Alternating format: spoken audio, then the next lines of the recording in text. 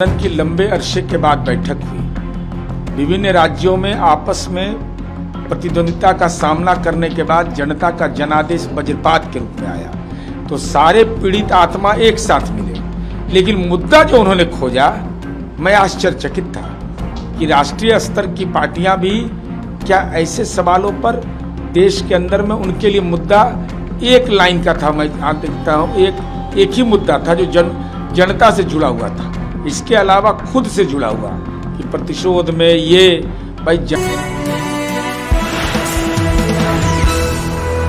तो जनता का जनादेश के अनुरूप एनडीए गठबंधन को लोकतांत्रिक प्रक्रिया से वोट देने के अधिकार के तहत जनता ने फैसला सुनाया।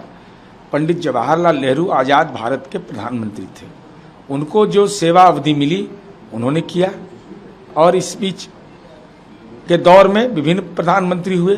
आदरणीय नरेंद्र मोदी जी को भी यह मौका मिला तो उनका सेवा अवधि लंबा हो रहा है, यह महत्वपूर्ण है। भाजपा सरकार के 12 वर्ष पूरे होने पर एनडीए नेताओं की बैठक है आज भारत मंडपम में।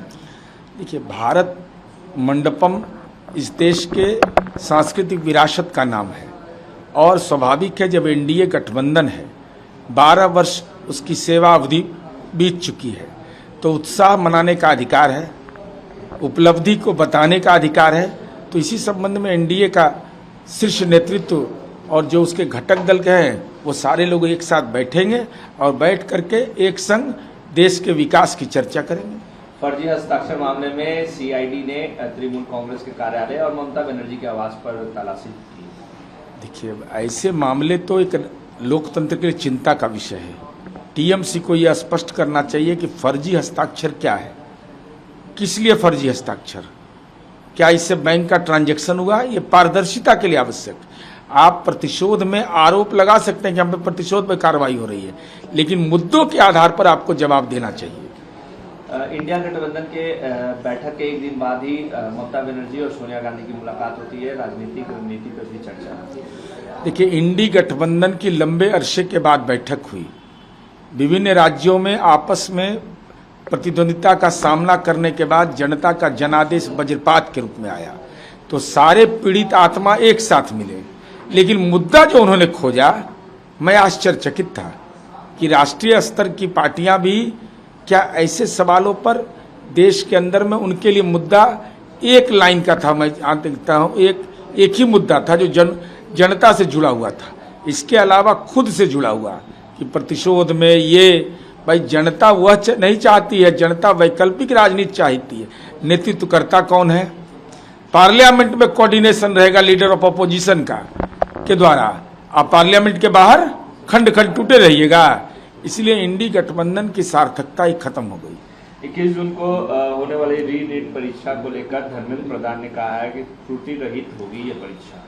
देखिए, देश की जनता की आकांक्षा है। नीट परीक्षा में जो कुछ भी हुआ वह दुखद हुआ, पीड़ाजनक है। सीबीआई इस जांच को अविलंब मुकाम तक पहुंचाए, परीक्षा के लिए पारदर्शी व्यवस्था हो और उनको आपने राहत दिया, इसके लिए आपको धन्यवाद। लेकिन हमारी आकांक्षा यह है कि सीबीआई जांच के नतीजे तक पहुंचे और जो गुनहगार हैं कानून की सक्षम धारा के तहत केवल जेल की सलाखों तक ही नहीं जाए, उनकी संपत्ति जब्त करके परीक्षा भवन बनाया जाए। तेजस्वी यादव ने बिहार के मुख्यमंत्री सम्राट चौधरी को लेकर बयान दिया है। उन्होंने कहा कि मुख्यमंत्री सम्राट चौधरी चीफ मिनिस्टर नहीं बल्कि चीफ मिनिस्टर है। देखिए, political tourist leader of opposition है जिनमें गंभीरता का अभाव है और मुद्दों पर भी कायम नहीं रहते हैं। अगर आपने यह कहा है कि हम सुरक्षा वापस करेंगे तो लिखित रूप से देने से क्यों इनकार कर रहे हैं? हम सरकारी बंगले में नहीं रहेंगे क्योंकि आपके पास धन दौलत है और मुख्यमंत्री राज्य के निर्वाचित मुख्यमंत्री होते हैं। अगर आपके नाम के साथ भी जोड़ दिया जाए कि लीडर ऑफ अपोजिशन 420 के आरोपी से वहीं शुरू किया जाए सदन में पुकार, तो आपको कैसा लगेगा? आपको आपके बारे में यह कहा जाए कि कन्विक्टेड लीडर लालू यादव के आप सुपुत्र हैं, क्योंकि आप जब भाषाई हमला करिएगा तो भाषाई हमला में प्रतिरोध भी होता है और प्रतिशोध भी होता है, उसका भी सामना करने को तैयार रहिए।